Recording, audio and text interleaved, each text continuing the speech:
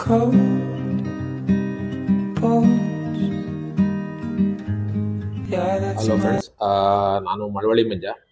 ಈ ವಿಡಿಯೋದಲ್ಲಿ ಏನಪ್ಪಾ ಅಂದರೆ, ನಿನ್ನೆ ತಾನೇ ಒಂದು ವಿಡಿಯೋ ಅಪ್ಲೋಡ್ ಮಾಡಿದ್ದೆ, ಯಾವುದೋ ನ್ಯೂಸ್ ಚಾನಲಲ್ಲಿ ಬಂದಿರೋದು. ರಾಜೀವ್ ಗಾಂಧಿ ವಸತಿ ನಿಗಮದ ಮನೆಗಳು ಏನು ಹಂಚಿಕೆನ ಮಾಡ್ತಾ ಇದ್ದಾರೆ. ಸುಮಾರು ಆ ವಿಡಿಯೋದಲ್ಲಿ ಹೇಳಿರೋ ಪ್ರಕಾರ ಏನಪ್ಪ ಅಂತಂದರೆ, ಆ ವಿಡಿಯೋದಲ್ಲಿ ಇರೋದು ಬಡವರಿಗೋಸ್ಕರ ಅಂತ ಹೇಳಿ ಇವರು ಮನೆಗಳನ್ನ ಸ್ಟಾರ್ಟ್ ಮಾಡ್ತಾರೆ. 2016ನೇ ಇಸ್ವಿನಲ್ಲಿ ಶಂಕುಸ್ಥಾಪನೆ ಆಗುತ್ತೆ. 2016ರಲ್ಲಿ ಶಂಕುಸ್ಥಾಪನೆಯಾಗಿ ಕಾಂಗ್ರೆಸ್ ಸರ್ಕಾರ ಇರುತ್ತೆ. ಅವಾಗ ಎಷ್ಟು ಹೇಳ್ತಾರಪ್ಪ ಅಂತಂದ್ರೆ 5,5,5,5 ಲಕ್ಷ ಕಟ್ಟ ಹೇಳ್ತಾರೆ.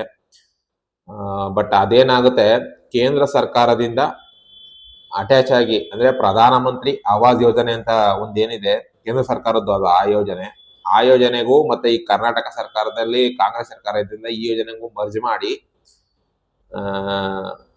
ರಾಜ್ಯ ಸರ್ಕಾರದಿಂದ ಜಾಗ ಕೊಡ್ತಾರೆ. ಅಂದ್ರೆ ರಾಜ್ಯ ಸರ್ಕಾರದಲ್ಲಿ ಎಲ್ಲೆಲ್ಲಿ ಖಾಲಿ ಜಾಗ ಇದೆ, ಗೌರ್ಮೆಂಟ್ ಜಾಗಗಳು, ಅದನ್ನ ರಾಜ್ಯ ಸರ್ಕಾರದಿಂದ ಅಲಾಟ್ಮೆಂಟ್ ಮಾಡ್ಕೊಡ್ತಾರೆ. ಈ ಕೇಂದ್ರ ಸರ್ಕಾರದಿಂದ ಏನು ಆವಾಸ್ ಯೋಜನೆಗೆ ಬರುತ್ತೆ ದುಡ್ಡು, ಆ ದುಡ್ಡನ್ನ ಹಾಕಿ ಮನೆಗಳನ್ನ ಕಟ್ಟಿ ಅತಿ ಕಡಿಮೆ ಬೆಲೆಯಲ್ಲಿ BPL ಕಾರ್ಡ್ ಹೋಲ್ಡರ್ಗೆ, ಅಂದ್ರೆ ಬಡತನ ರೇಖೆಗಿಂತ ಕೆಳಗಿರೋರಿಗೆ ಕೊಡಬೇಕು ಅಂತ ಅವಾಗ ತೀರ್ಮಾನ ಆಗಿ, ಈ ತರ ಆಗಿ ಅದು 5 ಲಕ್ಷ ರೂಪಾಯಿ ಅಥವಾ 5.5 ಲಕ್ಷ ರೂಪಾಯಿಗೆ ಅಂತ ಅವಾಗ ಫಿಕ್ಸ್ ಆಗಿರುತ್ತೆ. ಬಟ್ ಅದೇನಾಗುತ್ತೆ, ಸರ್ಕಾರಗಳು ಚೇಂಜ್ ಆದಂಗೆ ಇಲ್ಲಿ ಕಾಂಗ್ರೆಸ್ ಸರ್ಕಾರ ಹೋಗುತ್ತೆ, ಮತ್ತೆ BJP ಸರ್ಕಾರ ಬರುತ್ತೆ. BJP ಸರ್ಕಾರ ಬಂದಾಗ ಏನಾಗುತ್ತೆ ಅಂತಂದ್ರೆ, ಅದೇ ರೇಟಲ್ಲಿ, ಅಂದ್ರೆ ಸ್ವಲ್ಪ ಈ ಅಂದ್ರೆ ಕನ್ಸ್ಟ್ರಕ್ಷನ್ ಮಾಡಕ್ಕೆ, ಅಂದ್ರೆ ಮನೆ ಕಟ್ಟಕ್ಕೆ ಏನ್ ಮೆಟೀರಿಯಲ್ ಚಾರ್ಜ್ ಇದೆ ಅವು ತುಂಬಾ ದುಬಾರಿ ಆಗ್ತಾ ಇದೆ ಅಂತ ಹೇಳಿ ಅವಾಗ ಸ್ವಲ್ಪ ಜಾಸ್ತಿ ಮಾಡ್ತಾರೆ. ಎಷ್ಟು 5.5 ಇದ್ದದನ್ನ 6.5 ಲಕ್ಷ ಮಾಡ್ತಾರೆ.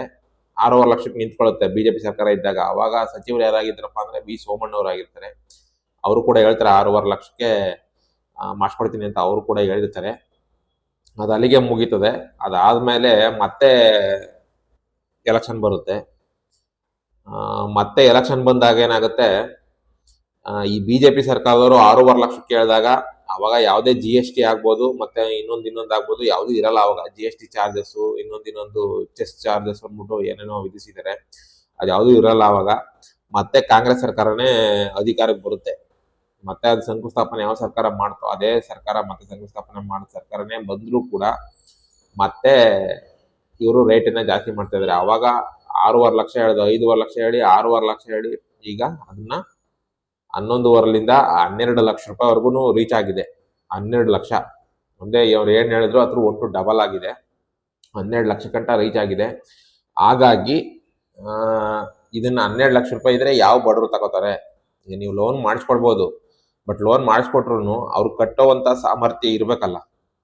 ಈಗ ಗೌರ್ಮೆಂಟ್ ಕಡೆಯಿಂದ ಲೋನ್ ಮಾಡಿಸ್ಕೊಡ್ತಾರೆ, ಬಟ್ ಫೈನಾನ್ಸ್ ಕಂಪ್ನಿ ಆಗ್ಬೋದು ಅಥವಾ ಬ್ಯಾಂಕ್ ಆಗ್ಬೋದು, ಇವುಗಳ ಕಡೆಯಿಂದ ಲೋನ್ ಮಾಡಿಸ್ಕೊಡ್ತಾರೆ. ಬಟ್ ಲೋನ್ ಮಾಡಿಸ್ಕೊಟ್ರು ಕೂಡ ಕಟ್ಟುವಂತ ಸಾಮರ್ಥ್ಯ ಅಲ್ಲಿ ಯಾರು ಫಲಾನುಭವಿ ಇರ್ತಾರೆ, ಅಂದ್ರೆ ಯಾರು ಮನೆ ತಗೊಂಡಿರ್ತಾರೆ ಅವ್ರಿಗೆ ಆ ಶಕ್ತಿ ಇದ್ರೆ ಮಾತ್ರ ಅದನ್ನ ಸಾಧ್ಯ ಆಗೋದು. ಇಲ್ಲ ಅಂತಂದ್ರೆ ಆಗಲ್ಲ. ಈಗ ಅಕಸ್ಮಾತ್ ತಿಂಗಳಿಗೆ ಒಂದು 15,000 ದುಡಿಯೋರು ಇರ್ತಾರೆ ಅಂತ ಇಟ್ಕೊಳ್ಳಿ. ಡೈಲಿ 500 ರೂಪಾಯಿ ಅನ್ಕೊಂಡ್ರು ಒಂದು ಮನೆ ತಗೊಂಡಿರೋ ಹತ್ರ ಒಬ್ಬ ಅಥವಾ ಲೇಡೀಸ್ ಆಗ್ಬೋದು ಜೆಂಟ್ಸ್ ಆಗ್ಬೋದು ಒಂದು 15,000 ರೂಪಾಯಿ ದುಡಿಕೆ ಅಂತ ಹೋಗ್ತಾ ಇರ್ತಾರೆ. ಅವ್ರಿಗೆ ಮಿನಿಮಮ್ ಅಂದ್ರೂ ಒಂದು 5,000 ರೂಪಾಯಿನ ಬಡೆ ಕಟ್ಬೋದು. ಈಗ ಇವರು ಲೋನ್ ಹಾಕೋ ಪ್ರಕಾರ ಅವ್ರಿಗೆ ಎಷ್ಟು ಬೇಕು, 8 ಲಕ್ಷ ರೂಪಾಯಿ ಬೇಕು ಹೊಸ ಬೆಲೆ ಪ್ರಕಾರ. ಈಗ ಹಳೆ ಬೆಲೆ 1 ಲಕ್ಷ ಅವ್ರು ಕಮ್ಮಿ ಮಾಡಿ ಹಳಬ್ರಿಗೆ ಏನ್ ಮಾಡಿದ್ದಾರೆ 7.5 ಲಕ್ಷ ಕೊಡ್ತಾ ಇದ್ದಾರೆ. ಈಗ ಹೊಸದಾಗಿ ಯಾರು ಅಪ್ಲಿಕೇಶನ್ ಹಾಕ್ತಾರೆ ಅದು ಒಂದು, ಈಗ ಯಾರು ಹೊಸದಾಗಿ ಅಪ್ಲಿಕೇಶನ್ ಹಾಕ್ತಾರೆ ಅವ್ರಿಗೆ 8.5 ಲಕ್ಷ ರೂಪಾಯಿ ಜನರಲ್ ಕ್ಯಾಟಗರಿ ಅವ್ರಿಗೆ ಬರುತ್ತೆ. 8.5 ಲಕ್ಷ ಜನರಲ್ ಕ್ಯಾಟಗರಿ ಅವ್ರಿಗೆ, 7.75 7.5 ಲಕ್ಷನೋ SC/ST ಅವ್ರಿಗೆ. ಈ ತರ ಹೊಸ ಪ್ರೈಜು. ಹಳೆ ಪ್ರೈಜು ಯಾರು ಹಳಬ್ರು ಹಾಕಿದ್ರು ಅವ್ರಿಗೆ ಕಮ್ಮಿ ಮಾಡಿದ್ರೆ 1 ಲಕ್ಷ ರೂಪಾಯಿ ಅಷ್ಟೇ. ಈಗ ಹೊಸದಾಗ ಹಾಕೋರ್ಗೆ 8 ಲಕ್ಷ. ಅಲ್ಲಿಗೆ 8 ಲಕ್ಷ ರೂಪಾಯಿ ನೀವೇನಾದ್ರು ಲೋನ್ ತಗೋತು ಅಂದ್ರೆ 50,000 ಫಸ್ಟೇ ಕಟ್ಟಿರ್ತೀರಾ. ಅಪ್ಲಿಕೇಶನ್ ಹಾಕಿ ಬ್ಯಾಂಕ್ ಮೆಸೇಜ್ ಬಂದಾಗ 50,000 ತಗೊಂಡೋಗಿ ಕಟ್ಟಿರ್ತೀರಾ ಅಂತ ಇಟ್ಕೊಳ್ಳಿ. ಅದು 50,000 ಲೆಸ್ ಆಗುತ್ತೆ. 8.5 ಲಕ್ಷದಲ್ಲಿ 8 ಲಕ್ಷ ರೂಪಾಯಿ ನೀವು ಕಟ್ಟಬೇಕು. 8 ಲಕ್ಷಕ್ಕೆ ಅವ್ರು ಲೋನ್ ಏನಾದ್ರು ಮಾಡಿಸ್ಕೊಡ್ತು ಅಂತಂದ್ರೆ 8 ಲಕ್ಷ ರೂಪಾಯಿಗೆ ನೀವು ಇಲ್ಲ ಅಂತಂದ್ರೂ ಮಿನಿಮಮ್ ಒಂದು 10,000 ರೂಪಾಯಿನಾರು ಕಟ್ಟಬೇಕು. ಮಿನಿಮಮ್ 10,000 ಕಟ್ಟಿದ್ರೆ ಅಲ್ಲಿಗೆ 15,000 ದುಡಿಯೋ ಒಂದು ಫ್ಯಾಮಿಲಿಯಲ್ಲಿ ಅವರು 10,000 ರೂಪಾಯಿ EMI ಕಟ್ಟಿದ್ರೆ ಇನ್ನು ಉಳಿಯೋದು ಇನ್ನು 5,000 ರೂಪಾಯಿ. 5,000 ರೂಪಾಯಿನಲ್ಲಿ ಅವ್ರ ಜೀವನ ನಡೆಸ್ಕೊಂಡು ಹೋಗ್ಬೇಕು. ಹೀಗಾಗಿದೆ.